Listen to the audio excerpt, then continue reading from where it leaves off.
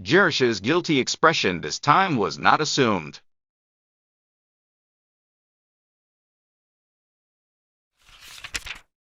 It seemed to me that you showed little gratitude in holding up to ridicule the institution that has done so much for you.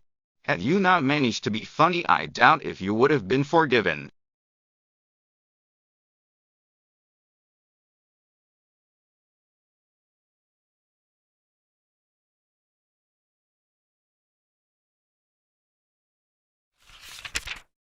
But fortunately for you, that is, the gentleman who has just gone, appears to have an immoderate sense of humor.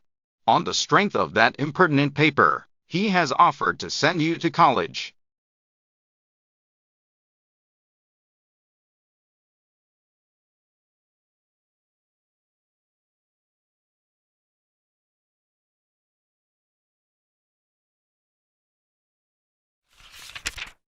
To college. Jerish's eyes grew big. Mrs. Lippett nodded.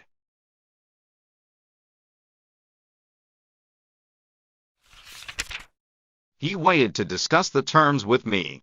They are unusual. The gentleman, I may say, is erratic. He believes that you have originality, and he is planning to educate you to become a writer.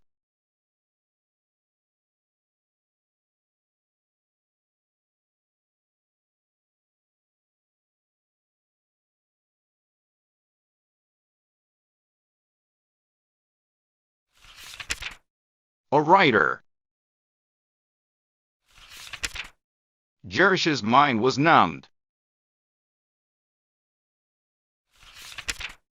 She could only repeat Mrs. Lippett's words.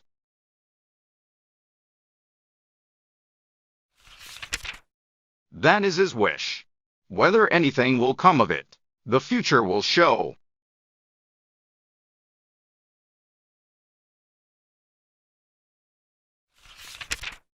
He is giving you a very liberal allowance, almost, for a girl who has never had any experience in taking care of money, too liberal.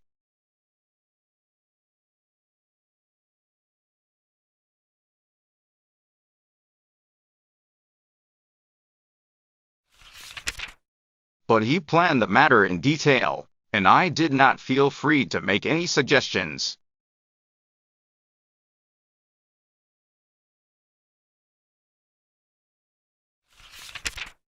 You are to remain here through the summer, and Miss Pritchard has kindly offered to superintend your outfit.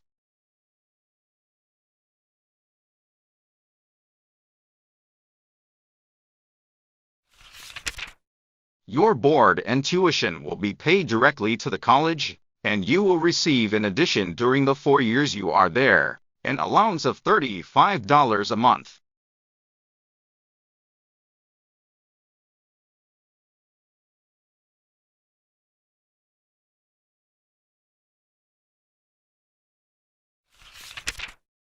This will enable you to enter on the same standing as the other students.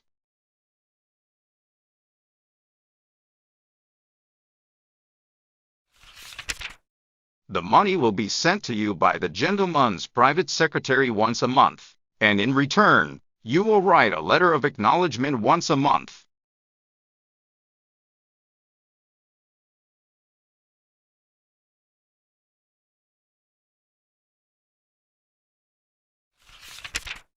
That is, you are not to thank him for the money. He doesn't care to have that mentioned. But you are to write a letter telling of the progress in your studies and the details of your daily life.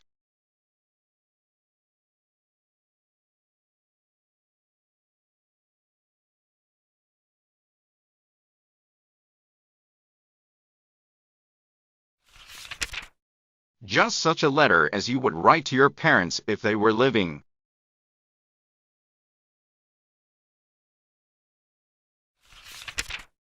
These letters will be addressed to Mr. John Smith and will be sent in care of the secretary.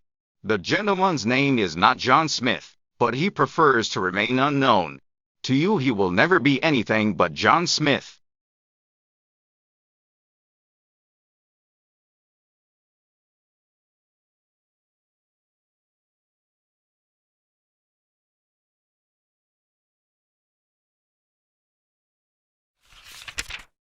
His reason in requiring the letters is that he thinks nothing so fosters facility in literary expression as letter writing.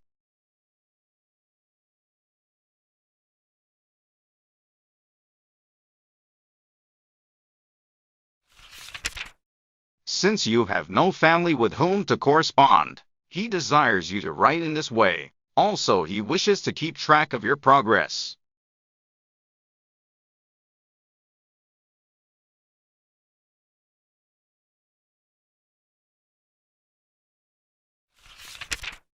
He will never answer your letters, nor in the slightest particular take any notice of them. He detests letter writing and does not wish you to become a burden.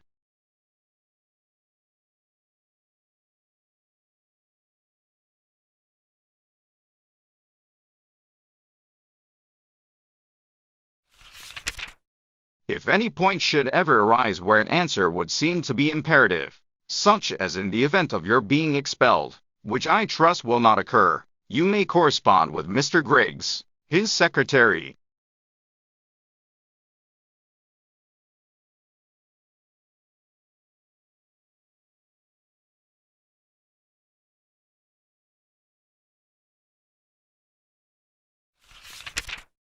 These monthly letters are absolutely obligatory on your part. They are the only payment that Mr. Smith requires, so you must be as punctilious in sending them as though it were a bill that you were paying.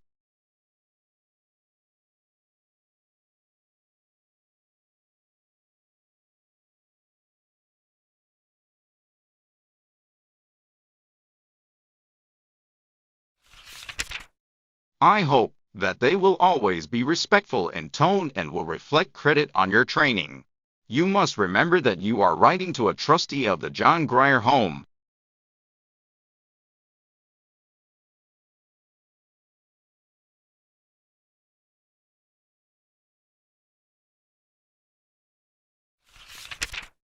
Jerish's eyes longingly sought the door.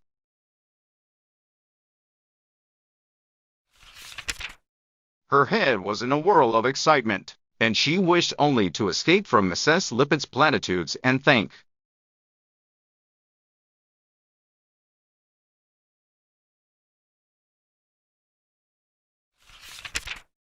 She rose and took a tentative step backwards.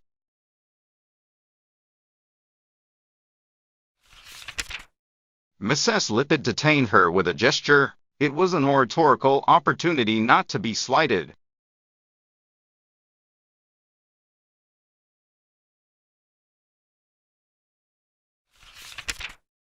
I trust that you are properly grateful for this very rare good fortune that has befallen you. Not many girls in your position ever have such an opportunity to rise in the world. You must always remember.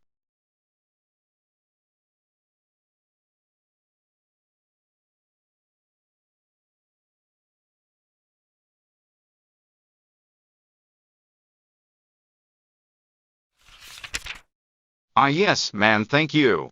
I think, if that's all, I must go and sew a patch on Freddie Perkins's trousers.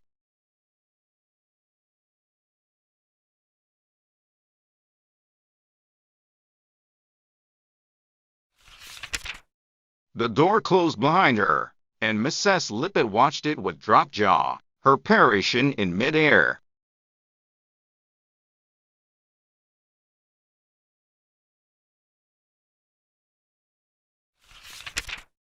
The letters of Miss Jerusha Abbott, to Mr. Daddy Longlegs Smith.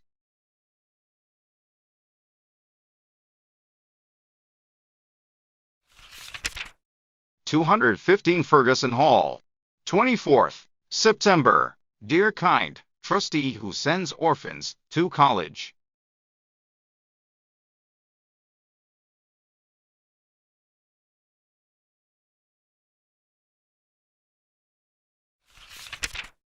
Here I am. I traveled yesterday for 4 hours in a train.